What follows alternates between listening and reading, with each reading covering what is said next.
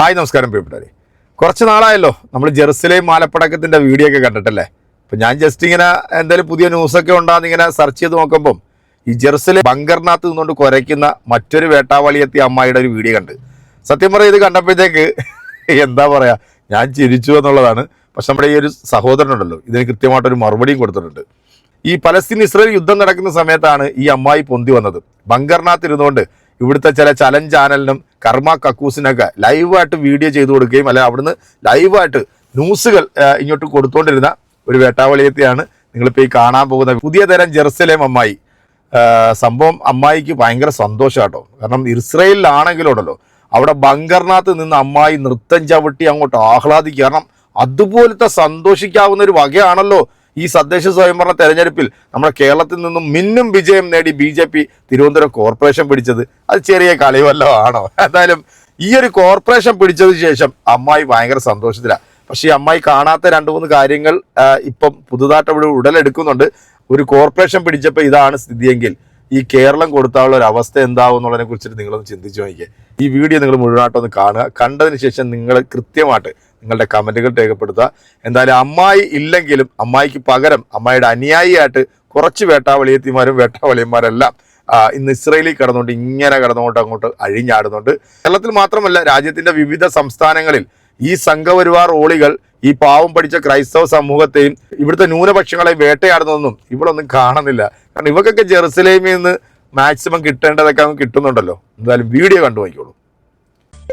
Hi, എന്റെ എല്ലാ പ്രിയപ്പെട്ടവർക്കും നമസ്കാരം. ഇസ്രയേലിലെ ജെറുസലേമിൽ നിന്ന് അഖിലയാണ്. കുറെ ആയല്ലേ നമ്മൾ കണ്ടിട്ട്. എനിക്ക് കുറെ തിരക്കുകളും കാര്യങ്ങളൊക്കെ ആയിട്ട് വീഡിയോ ചെയ്യാൻ പറ്റിയിട്ടുണ്ടായിരുന്നില്ല. പക്ഷെ ഇന്ന് എനിക്ക് തീർച്ചയായിട്ടും വീഡിയോ ഇട്ടേ പറ്റത്തുള്ളൂ. എനിക്ക് അത്രയ്ക്ക് സന്തോഷം. എനിക്ക് തുള്ളിച്ചാടാൻ എനിക്ക് തോന്നുന്നുണ്ട് കേട്ടോ. കാരണം തിരുവനന്തപുരത്ത് നമ്മുടെ BJPയുടെ വിജയം നമുക്ക് ആഘോഷിച്ച് മതിയാവത്തുള്ളൂ കേട്ടോ. അധികം തുള്ളിച്ചാറിന് എന്നെ സംഗതി ചേച്ചി വിളിച്ചിരിക്കുന്ന ബങ്കറുണ്ടല്ല, ആ ബങ്കർ പൊളിഞ്ഞ് ചേച്ചി താഴേക്ക് അങ്ങ് പോയേക്കും. അങ്ങനെ ആകുമ്പോഴല്ല ചേച്ചിക്ക് ഒളിച്ചിരുന്ന് വീഡിയോ ചെയ്യാൻ പറ്റൂല. അത് മാത്രമല്ല, ആ ബങ്കറെങ്ങാനും പൊട്ടിട്ട് ചേച്ചി താഴോട്ടേക്ക് പോയിട്ടുണ്ടെങ്കിൽ നേരെ എവിടെ എത്തുന്നറിയാം? പാതാളത്തിൽ. അവിടെ ആരാ ഉള്ളതെന്നറിയാം? നമ്മളെ ചേച്ചിന്റെ നെതന്യാവില്ലേ, ആ പാതാളത്തിൽ ഒളിച്ചിരിക്കുന്നുണ്ട്. ആ പാതാളത്തിൽ ചേച്ചി എങ്ങാനും പോയി വീഴുമുണ്ടില്ല. നെതന്യാവ് വിചാരിക്കും പലസ്തീനെങ്ങാനും വിട്ട മിസൈല വന്നെന്ന് വെച്ചിട്ട് മൂപ്പറുടെ നെഞ്ചുപൊട്ടി ഇല്ലാണ്ടായി പോകും. മൂപ്പറുടെ നിങ്ങളെയും കാട്ടി പേടിച്ചു തൂറിയാ. നിങ്ങൾ ബങ്കറിൽ ഇരുന്ന് തള്ളും, മൂപ്പർ ബങ്കറിന്റെയും താഴെ പാതാളത്തിൽ ഇരുന്ന് തള്ളും. രണ്ടും കണക്കാം. നമുക്ക് ചേച്ചിയുടെ അടുത്ത തള്ളു കേൾക്കാം. കാരണം ഒരു അഴിമതി രഹിത ഭരണം നമ്മൾ എപ്പോഴും സ്വപ്നം കാണുന്ന ഒന്നാണ്.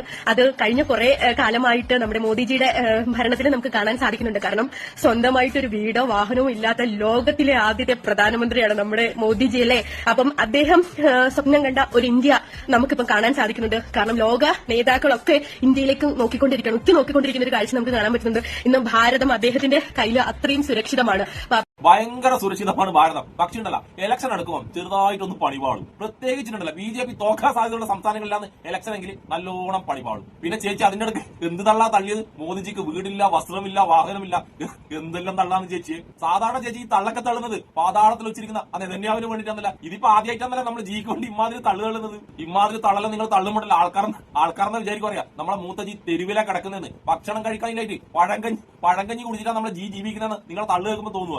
എന്റെ ജെറുസലേമിലെ സംഗീത ചേച്ചി നമ്മളെ ജീവനല്ല ഇന്ത്യയിൽ ഉണ്ടാകുന്നത് വളരെ കുറവാണ്. പരമാവധി വിദേശ രാജ്യങ്ങളിലാണ് നമ്മളെ ജി എപ്പോഴുള്ളത്. എന്നിട്ട് ഈ വീഡിയോ ചെയ്യുന്ന ഇന്നുണ്ടല്ല, ജോർദാനിലേക്ക് പോയിട്ടുള്ള നമ്മളെ ജി. പണ്ട് സ്കൂളിൽ പഠിക്കാത്തതുകൊണ്ട് ടൂറിന് പോകാത്തതിന്റെ സങ്കടം ഉണ്ടല്ല. ജി ഇപ്പൊ പ്രധാനമന്ത്രിയായപ്പോഴാണ് തീർത്ത് കൊടുക്കുന്നത്. പിന്നെ നിങ്ങൾ പറയാൻ വിട്ടുപോയ ഒരു കാര്യമുണ്ട്, മോദിജിക്ക് ഇല്ലാത്തൊരു സാധനം. അതെന്താണെന്നറിയാം? Degree certificate. പക്ഷെ എന്താ ചെയ്യുക, അതിന്റെ വ്യാജ സർട്ടിഫിക്കറ്റ് വരെ നമ്മളെ സംഘടന ജിക്ക് ഉണ്ടാക്കി കൊടുത്ത്. അതുകൊണ്ട് അതും ഇല്ലാന്ന് ഇപ്പൊ പറയാൻ കഴിയില്ല. നമുക്ക് സംഘടനയുടെ നെക്സ്റ്റ് തള്ളു വെക്കാം. അദ്ദേഹത്തിന്റെ ഭരണത്തിൽ നമ്മുടെ ഇന്ത്യ ഇന്ന് ലോക നെറുകയിൽ നിൽക്കുന്ന ഒരു സമയത്ത് BJPയുടെ തദ്ദേശ സ്വയംഭരണത്തിലുള്ള ഈ ഒരു ഇലക്ഷൻ സമയത്ത് BJPയുടെ ഒരു വളർച്ച നമുക്ക് അത്രത്തോളം ആവേശം പകരുന്നതാണ്. പ്രത്യേകിച്ച് തിരുവനന്തപുരത്തെ കാര്യം പറയുകയാണെങ്കിൽ തിരുവനന്തപുരം അടപടൽ നമ്മൾ ഇങ്ങനെ എടുത്തില്ലേ. അപ്പോഴത്തേന് എനിക്കറിയില്ല ഇതെന്താ പറയുന്നത്. അത്രയും സന്തോഷമുണ്ട്. അതിൽ എനിക്ക് വ്യക്തിപരമായിട്ട് ഏറ്റവും വലിയൊരു സന്തോഷം കിട്ടിയത് ശ്രീലേഖ മാമിന്റെ വിജയത്തിലാണ് കേട്ടോ. ഫസ്റ്റ് പറ്റിയ ആളുടെ പേരാ നീ പറഞ്ഞത്. ശ്രീലേഖ മാഡത്തിന്റെ ആരാധികയാണല്ലോ നീ. അതിലും നല്ലതുണ്ടല്ല, നീ ആ പാതാളത്തിൽ വെച്ചിരിക്കുന്ന നെതന്യാവില്ലേ, അവന്റെ ആരാധിക എന്ന് പറഞ്ഞാൽ നല്ലത്. പിന്നെ ആ ബങ്കറിൽ ഈ കുട്ടീന്റെ കൂടെ ഒളിച്ചിരിക്കുന്നതിൽ വിവരമുള്ള ആരെങ്കിലും ഉണ്ടെങ്കിൽ പറ. തിരുവനന്തപുരം കിട്ടിയെന്ന് പറഞ്ഞാല് കേരളം കിട്ടിയെന്നല്ലാതെ ആരെങ്കിലും ഒരാളൊന്ന് പറഞ്ഞു കൊടുക്കും ഈ കുട്ടിയോട്. ഇതൊക്കെ ഉണ്ടല്ലോ ആ ബങ്കറിൽ ഒളിച്ചിരിക്കുന്ന നിനക്കെങ്ങനെ മനസ്സിലാവുക? നമുക്ക് ബങ്കർ സംഘടന അടുത്തതായിട്ട് എന്താ തള്ളുന്ന കേട്ടിട്ട് വന്നാലോ.